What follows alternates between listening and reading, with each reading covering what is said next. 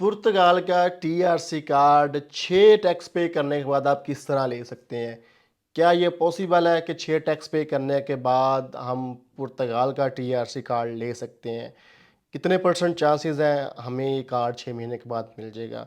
और कितने percent chances है कि हमें कार्ड नहीं मिलेगा? क्या स्टेप्स हैं? किस तरह हम अप्लाई कर सकते हैं? 6 टैक्स पे करने के बाद लोग 2-2 साल वेट कर रहे हैं। ये क्या माजरा है 6 महीने वाला? मेरा नाम है शहबाज चीमा, आप देख रहे हैं मेरा Facebook and YouTube channel. Welcome back. अगर आपको कोई लीगल असिस्टेंस चाहिए तो मेरे ऑफिस का नंबर ऊपर आ रहा है। अगर आप मेरे से डायरेक्टली मुझसे बात करना चाह रहे हैं तो मुझे इंस्टाग्राम पे भी अप्रोच कर सकते हैं। बाकी मेरे सोशल लिंक्स आ रहे हैं और डिस्क्रिप्शन में भी लिंक मौजूद है। और कुछ इंपॉर्टेंट वीडियोस डिस्क्रिप्शन में होती है, उसको लाजमी वॉच किया करें। पुर्तगाल आपको पता है कि दुनिया के कोने कोने तक अब इसकी गूंज छाई हुई है पुर्तगाल की इमिग्रेशन की वजह से। दुनिया से भर भर के लोग इस तरफ आ रहे हैं। हर नेशनलिटी का बंदा यहाँ पे आ रहा है, ना कि इवन एशियंस। हम पाकिस्तानी, इंडियन, बांग्लादेशी, नेपाली तो वैसे बदनाम है कि हम लोग आ रहे हैं अफ्रीकन कंट्रीज़ की तरफ से। मलेशिया या दूसरी इधर उधर की जो कंट्री हैं वो भी इंटरेस्टेड है कि यूरोपियन पासपोर्ट लिया जाए फ्यूचर सेव करने के लिए। तो लेकिन हमें ज़्यादा ट्रोल किया जाता है, ये एक बन गया हुआ है। अच्छा, ये सीन ये है कि 6 आपको वैसे पता है कि दुनिया बहुत ज़्यादा आ रही है पुर्तगाल में और लोगों का रश लगता जा रहा है, जिसकी वजह से टाइम पीरियड 2 साल पे हो गया था। अब 2 से हट के अब 18 पे उम्मीद हो गई है। जो इस तरह प्रोसीजर चल रहा है अभी अभी भी मेल रुकी हुई है मार्च 2022 के ऊपर। लेकिन 6 टैक्स पे करने वाला माजरा क्या है? लॉ में इनके यही है कि जो लीगल वे में जो लीगल वीज़ा लेके, शेंजन वीज़ा या कोई वर्क परमिट, कोई भी लीगल वीज़ा लेके आते हैं तो उनको 6 टैक्स के बाद वो एलिजिबल है रेजिडेंस लेने के लिए। लेकिन ये तब था जब रश नहीं था। जब रश आ गया तो सभी को एक ही लाइन में लगा दिया, 1.5-2 साल भाई, जो जिसका नंबर पहले आएगा वही जाएगा। और इलीगल का 12 टैक्सेस हैं, तो 12 टैक्स पे करके वो कार्ड मिलता था। लेकिन उनको भी लीगल और इलीगल दोनों को एक ही लाइन में लगा के उन्होंने इकट्ठा, पहले इनका आर्टिकल्स अलग होते थे, इलीगल वालों की अलग लाइन होती थी, इलीगल वालों की अलग लाइन होती थी। अब दोनों लाइनें उन्होंने इकट्ठी कर दी, जिसकी वजह से रश टाइम पीरियड 2 साल हो गया। अब सीन ऐसा है कि भाई क्या सीन है कि 6 महीने वाली क्या जो है वो कहानी है, वो क्या गिद्दड़ सिंगी है। अब वो मैं बताने जा रहा हूँ भाई 6 महीने में कि जो अकॉर्डिंग टू लॉ, जब आप 6 टैक्स पे कर लेते हैं, आप उस कंट्री में रहते हैं, काम करते हैं, 6 टैक्स पे करते हैं, तो भाई बाय लॉयर, आप लॉयर हायर करके आप कोर्ट में अपना केस अप्लाई कर सकते हैं कि भाई मेरे 6 टैक्स पूरे हो गए हैं, मैंने जो रिक्वायरमेंट थी कम इस कंट्री की मैंने पूरी कर दी है, अब मुझे इमरजेंसी है। बेसिकली आपको कोई इमरजेंसी, कोई वहाँ पे रीज़न देना पड़ता है कि आपको क्यों जल्द कार्ड चाहिए। तो आपने एक पावरफुल रीज़न देना होता है। वकील आपका केस प्रिपेयर करता है, कोर्ट में केस डालता है, कोर्ट उसके ऊपर देखती है, आपका केस स्टडी करती है।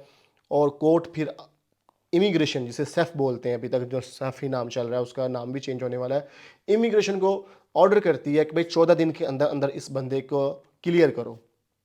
इमिग्रेशन जो सेफ है वो आपको, जैसे प्रोसीजर होता है, आपको मेल भेजती है अर्जेंट, क्योंकि आपका केस हाईलाइट हो चुका होता है और कोर्ट की तरफ से ऑर्डर भी है। 14 दिन के अंदर आपको मेल आती है, बायोमेट्रिक का टाइम देते हैं और आपके बायोमेट्रिक हो जाते हैं और कार्ड भी आ जाता है।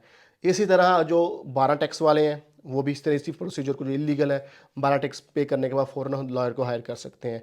अब यहाँ लॉयर्स के पास भी लंबा लंबा रश लगा हुआ है, केस रेडी करना, प्रिपेयर करना, ये वो, फिर कोर्ट में भेजना, तो टाइम लगता है। तो अगर आप लीगल आए हुए हैं, लीगल वीज़ा के साथ आए हैं, तो अपने 3-4 टैक्स पे करने के बाद आप लॉयर को अपना केस दे सकते हैं।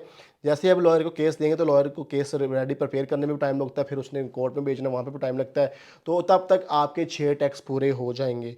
तो भाई ये पॉसिबल है बिल्कुल। आप 6 टैक्स पे करने के बाद आप ले सकते हैं, अगर आपके पास कोई पावरफुल रीज़न है कि आपको रेजिडेंस क्यों चाहिए। मेडिकल इशू भी डाल सकते हैं, बिजनेस, जैसे कि दूसरी कंट्री में बिजनेस है, वो भी रीज़न डाल सकते हैं। कुछ ना कुछ रीज़न डालना है, इमरजेंसी डिक्लेयर करनी है कि भाई मुझे ये रीज़न है और मेरा वो काम ख़राब हो रहा है, मुझे जाना है। तो लॉयर फिर कुछ ह्यूमन राइट्स के कुछ पॉइंट्स, क्योंकि लॉयर तो वकील हैं, वकील तो आगे खिलाड़ी होते हैं कानून के, तो वो फिर ऐसे कोई ह्यूमन राइट्स के पॉइंट्स डालते हैं जिसकी वजह से वो कहते हैं कि ह्यूमन राइट्स की वायलेशन हो रही है। तो यूरोप में तो ह्यूमन राइट्स की वायलेशन नहीं की जा सकती, जिसकी वजह से आपका केस अप्रूव्ड हो जाता है और ये 80% चांस है आपका केस अप्रूव्ड हो जाता है।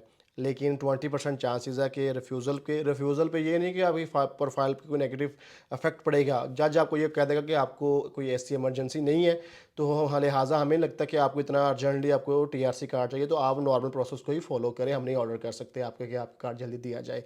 तो ये होता है, ये 20% बड़ा रेयर केस होता है जब आपका कोई वकील माठा हो, क्योंकि हर वकील के बस की बात नहीं होती कि ये ऐसे केसों को प्रोसीड किया जाए। जिसके लिए स्पेशल वकील ही हैं, जो ये बड़े वकील बेसिकली जिसे कहते हैं, वही इन केसेस को डील कर रहे हैं।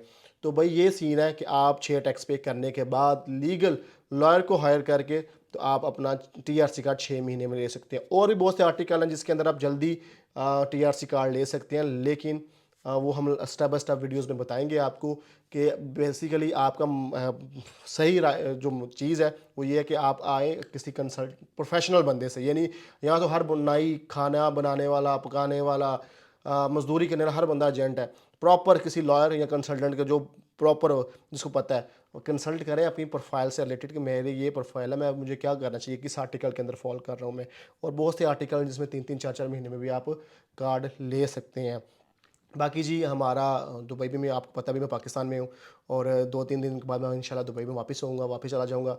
तो दुबई में भी ऑफ़िस का सेटअप हो चुका है मेरा। दुबई में अगर आप फ्रीलांस वीज़ा लेना चाहें दुबई का, तो आपको मिल जाएगा। गोल्डन वीज़ा प्रोसीड करना चाहें दुबई का, वो भी हो जाएगा। बिज़नेस सेटअप्स, बिज़नेस कंसल्टेंसी चाहिए आपको दुबई के अंदर, वो भी मिल जाएगी। बेसिकली पाकिस्तान से डायरेक्ट वीज़ा लेना या मूव करना बड़ा मुश्किल है। दुबई से आपको पता है कि गल्फ़ साइड से ज़्यादा ऑप्शंस आपके पास होते हैं, पाकिस्तान में ऑप्शन नहीं होते आपके पास। तो इसलिए अगर आप यहाँ पे फंसे हुए हैं, यहाँ पे बिजनेस से ज़रा हालात टाइट है, तो भाई आप गल्फ साइड पे भी मूव हो सकते हैं। दुबई में बड़ा पैसा है, वहाँ पे वहाँ से सेटल होकर 6-7-8 महीने साल के अंदर आप आगे मूव, अगर आप जेनवन बिजनेस करना चाहते हैं तो वेल एंड गुड। आपको पता है गल्फ में बहुत पैसा है, आप कमा सकते हैं अच्छा पैसा।